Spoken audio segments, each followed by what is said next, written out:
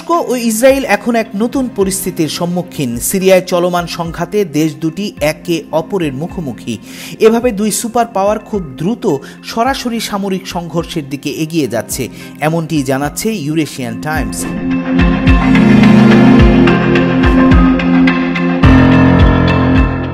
সিরিয়ায় তুরস্ক সমর্থিত বিদ্রোহীরা দামেস্ক দখল করে তুর্কি বাহিনীর উপস্থিতি বাড়িয়ে দিয়েছে। তুর্কি বাহিনী সিরিয়ায় কুর্দিদের লক্ষ্যবস্তু করছে, যাদের বেশ কিছু সদস্য বর্তমানে 2000 মার্কিন সেনার নিরাপত্তায় রয়েছেন। এই কুর্দিরা আবার ইসরায়েল থেকে সাহায্য চেয়েছে।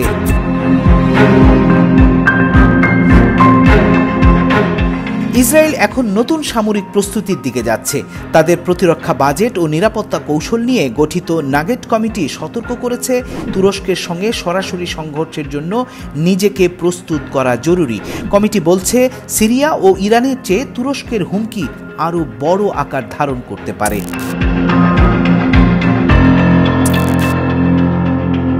বিশেষজ্ঞরা বলছেন, ইসরায়েল এবং তুরস্কের মধ্যে সামরিক সংঘর্ষের সম্ভাবনা এখন সত্যিই গুরুতর। তুরস্ক সিরিয়ায় আঞ্চলিক প্রভাব বিস্তার করতে চাইছে, যার ফলে ইসরায়েল ও তুরস্কর মধ্যে সম্পর্ক আরও খারাপ হতে পারে। তুরস্ক সিরিয়ার বিদ্রোহী গোষ্ঠী হায়াত তাহরির আল শামকে সমর্থন করে আসছে, যা তাদের নতুন ক্ষমতা প্রতিষ্ঠায় সাহায্য করছে। একই সময়ে তুরস্ক সিরিয়ার কুর্দি বাহিনীকে প্রধান হুমকি হিসেবে দেখছে, কিন্তু কুর্দিরা ইসরায়েলকে তাদের সহযোগী হিসেবে দেখছে।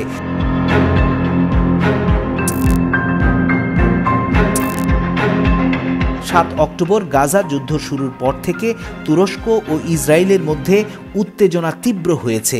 গাজায় ইসরায়েলি হামলার পর তুরস্ক তাদের সম্পর্কের ইতি টানে, ইসরায়েলের উপর বাণিজ্যিক নিষেধাজ্ঞাও আরোপ করে।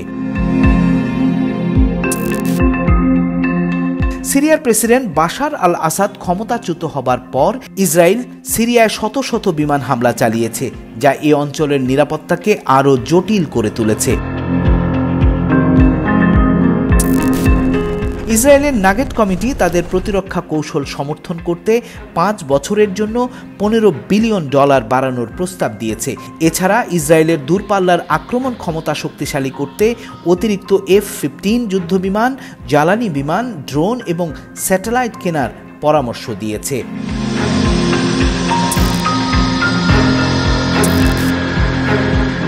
ইসরায়েল ও তুরস্কের মধ্যে সম্পর্কের এই নতুন বাঁক কি সংঘর্ষের দিকে নিয়ে যাবে? প্রতিরক্ষা বিশ্লেষকদের মতে এই অঞ্চলের পরিস্থিতি আরও অবনতিশীল হতে পারে। দুটি শক্তিশালী দেশ সিরিয়ার স্বার্থের খেলায় মধ্যপ্রাচ্যের জন্য নতুন এক ধরনের বিপদ ডেকে আনতে পারে। সেই সম্ভাব্য যুদ্ধের ফ্রন্টফুটে আছে এরদোয়ানের তুরস্কই।